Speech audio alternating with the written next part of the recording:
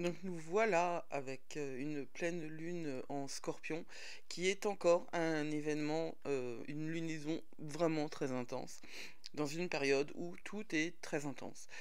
C'est une année très particulière, mais je le dis tout le temps, c'est l'année du Phénix et cette nouvelle lune-là, cette pleine lune-là, elle appartient vraiment à cette dynamique du Phénix. Et c'est pour ça que pour cette pleine lune, en plus d'un rituel avec incantation, je vous propose un travail, alors de présentation des énergies astrologiques, mais avec énormément de questions d'exploration personnelle, qui sont des questions qui vont vous accompagner à ce moment-là précis de l'année, mais qui vont vous accompagner aussi tout au long du reste de cette année.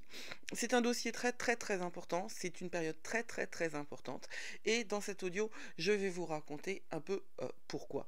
Cette pleine lune en Scorpion, d'ailleurs toutes les pleines lunes en Scorpion ont cette caractéristique. L'année dernière ou l'année d'avant, je me souviens plus, j'avais écrit un article qui s'appelait Full Water Alchemist, une référence à un manga, Full Metal Alchemist, que je connais même pas le manga, hein, mais le nom me plaît.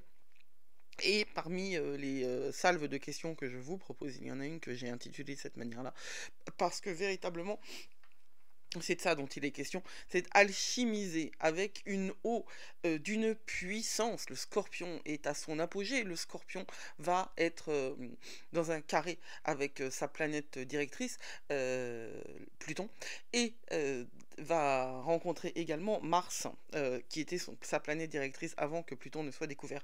Donc il est question d'intensité, il est question de complexité. N'oubliez pas que la pleine lune, c'est l'opposition entre un soleil qui est en taureau et une lune qui est donc en Scorpion. Ce sont deux signes qui sont sur une polarité opposée. Nous avons d'un côté un signe, le taureau, qui est un signe de calme, de puissance matérielle, terrestre, hein, qui n'est pas chtonien, il n'est pas en dessous, il est au-dessus, et il est dirigé par Vénus.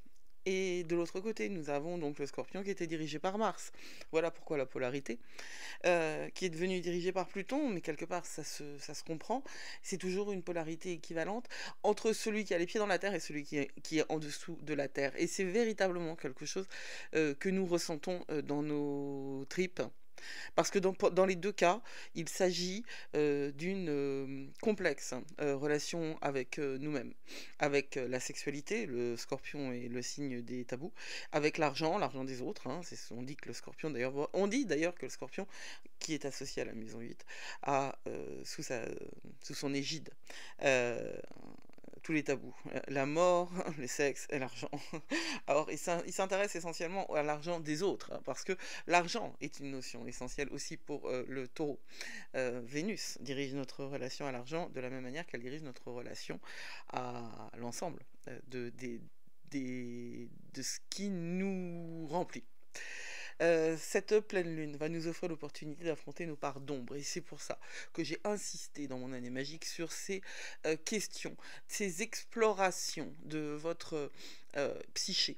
C'est du shadow work en fait, hein. Il y a une partie de travail des ombres de shadow work dans la présentation du cycle du taureau, mais ce sont des questions qui sont essentiellement adaptées, associées à l'énergie du taureau. Là, je suis allée au-delà, je suis allée très loin en fait, hein, dans ces questions-là.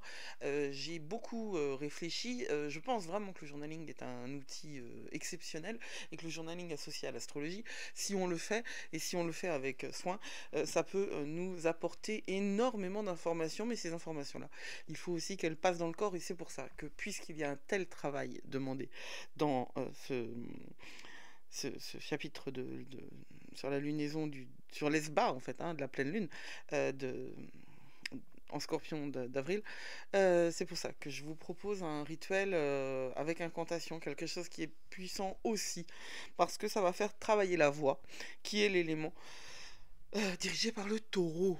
Alors, pour reprendre un petit peu les points importants, cette pleine lune, elle est carrée à Pluton.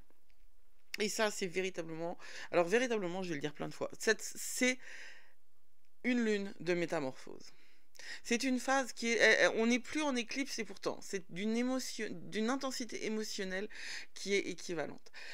Pluton est en transition dans les premiers degrés du Taureau, et c'est la planète liée à l'évolution de l'âme, au cycle de mort, de renaissance, ainsi qu'à la transformation émotionnelle et psychologique. Pluton étant carré avec la Lune. Et donc avec le Soleil aussi, hein, puisque vous savez que la Lune et le Soleil sont à 180 et que le carré c'est 90, donc voilà. Cette planète-là, elle est associée à nos peurs les plus profondes, nos véritables désirs et nos douleurs non résolues, nos talents enfouis, tout ce qui est dans l'ombre. Il est fondamental à cette lumière-là d'explorer au-delà des émotions immédiates. Et c'est pour ça que je vous propose de comprendre vos mécanismes de défense, vos stratégies d'adaptation héritées de l'enfance, pour ensuite travailler à les transformer. Je vous propose de les explorer à travers ces questions-là, où on va s'interroger sur les consciences, justement, quelle est notre conscience corporelle? Comment mon corps réagit-il? Alors ça, c'est une question que je prends au hasard. Comment mon corps réagit-il face à des émotions intenses ou refoulées? Quelle sensation corporelle accompagne mes expériences émotionnelles les plus intenses? Comment puis-je utiliser des techniques somatiques ou de conscience corporelle pour libérer les énergies émotionnelles bloquées? Vous voyez que ce sont des interrogations qui vont vous mettre sur une voie, qui est celle de votre propre guérison, celle où vous prenez en charge votre chemin. Il faut aussi explorer ces désirs profonds et ces peurs cachées. Explorer justement en quoi les peurs non résolues impactent-elles mes choix et mes relations, et qu'est-ce que ça veut dire. Il faut aussi travailler sur l'intégration de l'ombre. Comment puis-je intégrer mes parts d'ombre de manière saine et constructive? La question se pose, et ce que vous permettrez de faire monter, si vous faites ce travail avec toutes ces questions qui vont vous mettre dans une espèce d'état d'auto-trance, hein, d'auto-hypnose, quand on est avec son cahier et quand on dit du temps à ce travail-là, on s'autorise à aller puiser au plus profond de nous-mêmes, et c'est pour ça qu'il y en a tellement des questions. C'est pour ça qu'il y en a tellement, parce que je veux que vous appreniez à lâcher prise quand il est temps. C'est maintenant. Le Soleil, la Lune et le carré Pluton en Verseau forment une configuration appelée carré en T, activant ainsi 3 des 4 signes fixes, le 4e étant le Lion. Cette configuration planétaire suggère une propension à s'attacher résolument à ce que nous possédons, à éprouver le besoin de contrôle et à avoir du mal à lâcher prise. L'opportunité qui se présente est de croire en ce qui est destiné à rester et d'apprendre à abandonner au moment opportun. Là, je vous lis ce qui est dans mon année magique. Le Lion, étant le seul signe fixe en transit planétaire, nous encourage à intégrer son énergie pour équilibrer les influences actuelles. C'est un appel à stimuler votre créativité, à vous consacrer à ce qui vous anime, à nourrir votre vitalité, à trouver la joie et à ouvrir votre cœur, vous exprimer de manière authentique. Vous allez réfléchir sur le contrôle et sur le lâcher prise, sur la confiance en soi et en l'univers. Et c'est très important justement de réfléchir sur les pratiques ou croyances qui pourraient renforcer votre confiance intérieure. Cultiver la vitalité et la créativité. C'est maintenant qu'il va être question justement de lâcher tout ce que nous allons voir maintenant, avec la conjonction aussi de Mars avec Neptune en Poisson. Toute la première partie correspond à l'astrologie de la pleine lune elle-même, et ensuite, après ce temps où on s'interroge sur apprendre à lâcher prise quand il est temps, nous abordons les autres transits. Mars en conjonction avec Neptune en Poisson et Mercure et Vénus en conjonction avec Chiron en Bélier. Donc on est encore dans quelque chose de l'ordre de la libération et de la guérison. Mars, c'est l'ancien dirigeant du Scorpion. Il va nous offrir un éclairage sur l'énergie de la pleine lune, parce qu'il clôture son cycle à travers les 12 signes du zodiaque. Mars, il rencontre Neptune en Poisson. Hein. On est sur les derniers degrés du Poisson. On n'est pas exactement sur le degré analytique, mais on est sur les derniers degrés. C'est donc une énergie de clôture, de conclusion, qui nous invite à laisser derrière nous nos attachements aux désirs égoïstes. Le Poisson signifie la libération des désirs égoïstes, obsolètes, non alignés avec notre chemin spirituel. Il s'agit de lâcher prise et cela peut très certainement entraîner de la tristesse, du chagrin, voire de la désillusion. C'est un moment fondamental pour se libérer des anciens rêves, des attentes qui n'ont plus cours. Parce que, pourquoi elles n'ont plus cours? Parce que si elles arrivaient, si les vœux, là, dont vous devez vous détacher, arrivaient maintenant, vous seriez bien emmerdé. Ça ne correspond plus avec votre chemin de vie. Peut-être avez-vous rêvé d'avoir une relation avec tel ou tel. Peut-être avez-vous rêvé d'une histoire d'amour avec tel ou tel. Et en fait, si ça se passait maintenant, vous seriez complètement handicapé par cette relation. Parce que entre le moment où vous l'avez rêvé et maintenant, il s'est passé eh bien de l'eau a coulé sous les ponts. Et même si cette eau-là est la même que celle qui existe depuis le début de la Terre, euh, c'est à la fois toujours la même et c'est à la fois toujours une autre, hein, pour paraphraser Verlaine. Euh, d'une femme que j'aime et qui m'aime et qui n'est ni tout à fait la même ni tout à fait une autre. Nous sommes là dans cette nébulosité du poisson qui nous pousse à être dans l'exploration de l'attachement et donc du lâcher prise. Ça va faire écho aux premières questions sur la codépendance, hein, que vous avez déjà exploré, que vous allez explorer en premier temps.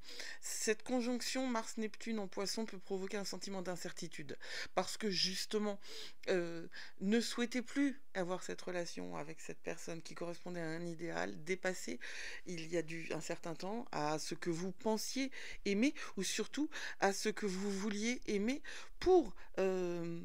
eh bien, pour continuer à nourrir la machine à autosabotage que nous avons tous et toutes en nous, et que en 2024 nous pouvons commencer à traiter très sérieusement. Et cette pleine lune, eh bien, nous allons encore la traiter encore plus sérieusement et d'une manière qui va vraiment être pas agréable du tout, hein, parce que Mercure et Vénus sont en conjonction avec Chiron en Bélier, et je pense que vous le sentez déjà ressentir une vieille douleur. Parce que durant cette pleine lune en Scorpion, Mercure rétrograde et Vénus sont en conjonction avec Chiron en Bélier.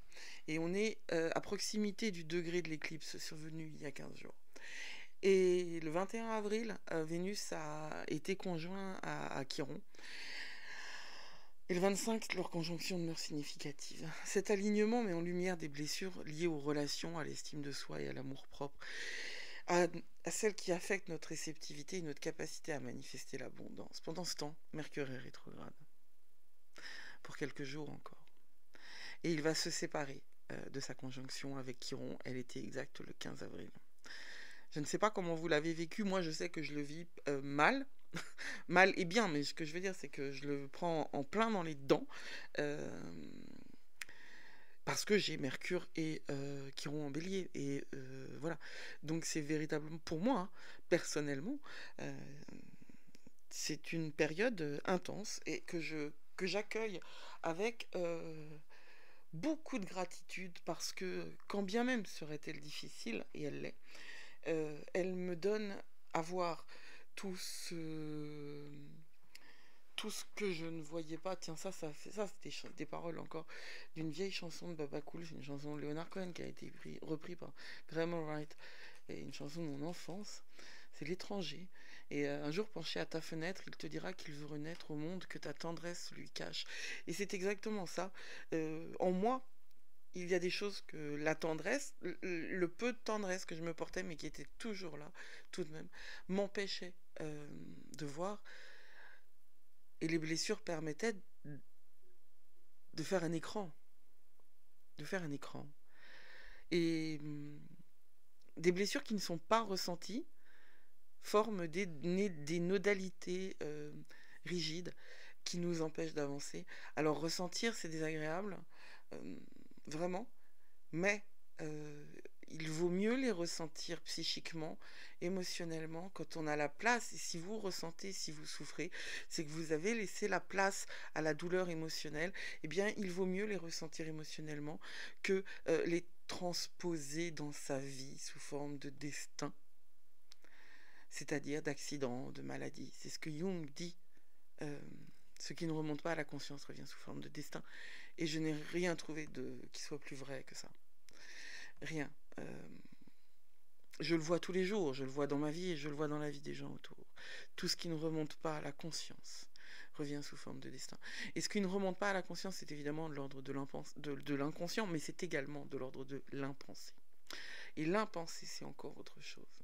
Parce que c'est le choix. L'inconscient ne choisit pas ce qu'il refoule. L'impensé, c'est le choix de ne pas porter son attention et son intention sur quelque chose. Donc, l'alliance Mercure-Chiron va nous offrir et nous offre déjà l'opportunité de revisiter les expériences passées douloureuses et donc de transmuter, et c'est pour ça Full Water Alchemist, de transmuter le plomb qui nous coule et de le transmuter, de le transformer, d'en faire l'ordre l'ordre aussi, l'or du kintsugi, cette pratique japonaise qui répare les objets brisés avec de l'or pour en faire un objet encore plus beau.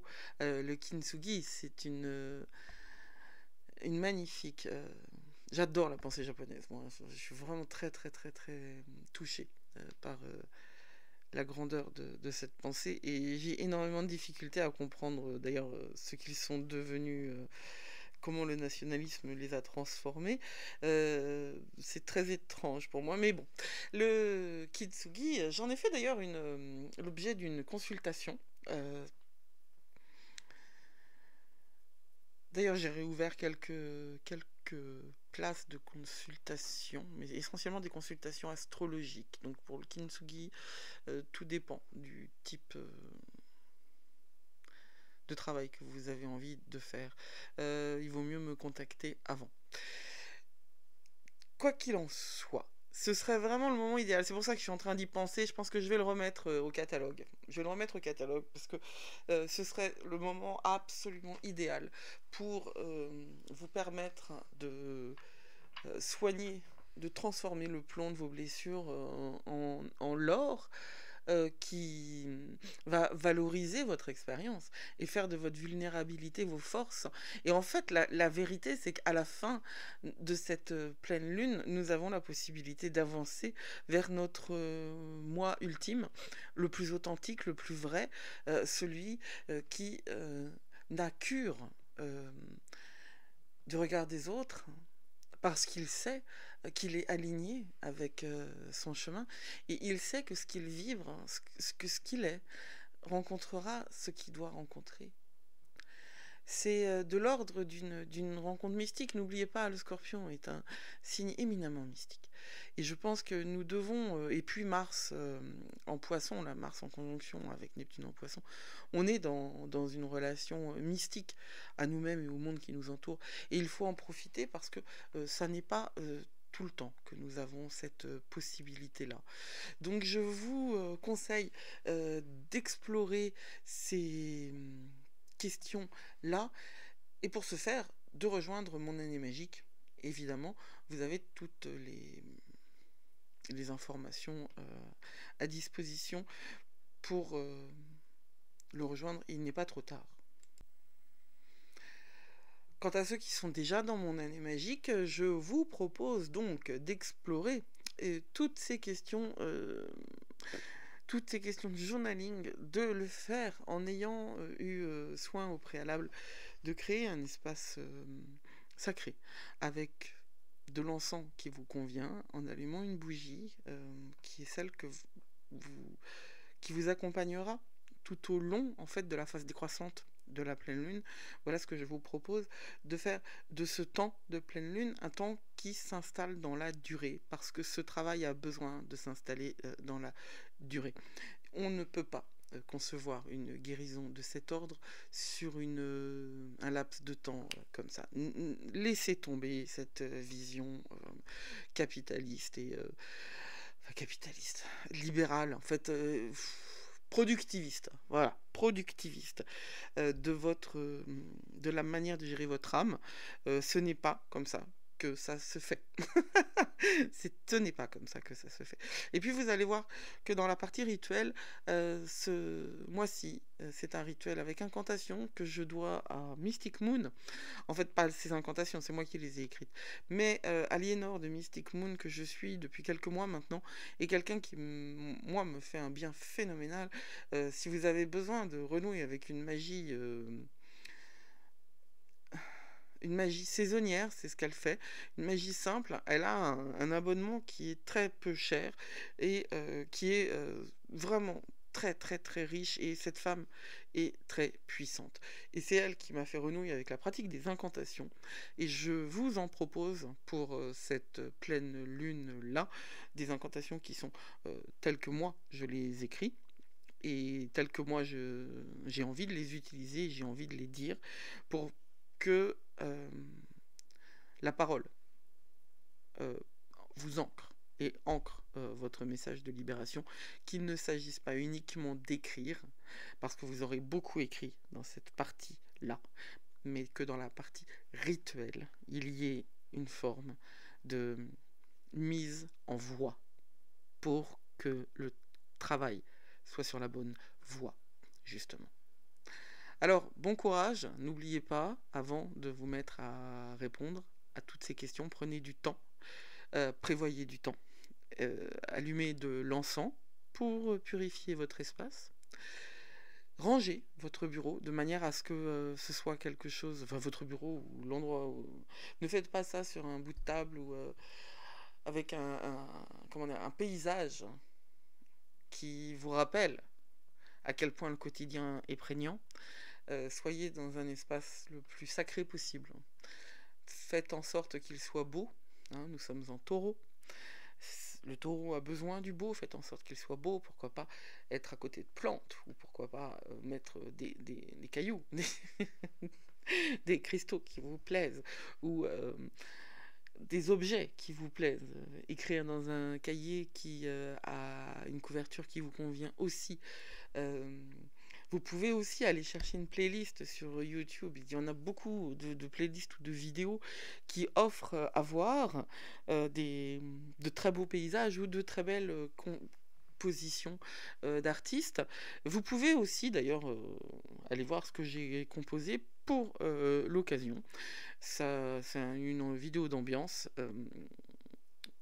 avec des sons binauraux qui sont dédiés justement à l'alignement. Ça peut tout à fait vous mettre dans l'ambiance, mais si vous préférez du hard rock ou du métal, allez-y, parce que ce qui compte, c'est vous.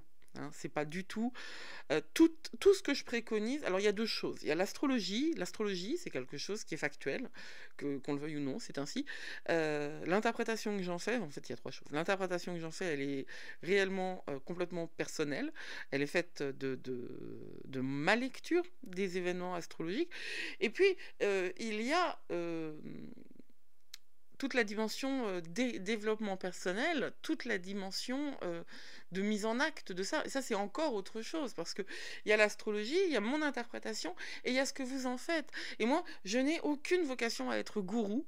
Vous faites ce que vous voulez de votre vie. Je vous donne des indications. Je suis même pas skipper. Hein, je suis même pas là. On est dans le même bateau dans l'absolu, mais c'est votre vie, c'est vous qui êtes le capitaine de votre âme. Moi, je vous dis où sont les étoiles. Et je vous donne des conseils sur ce qu'il faut faire pour arriver à ce qui me paraît être une destination juste, celle d'être soi-même, sans compromis, en authenticité totale. Alors prenez le temps et prenez soin de vous, parce que vous êtes plus fort que vous croyez.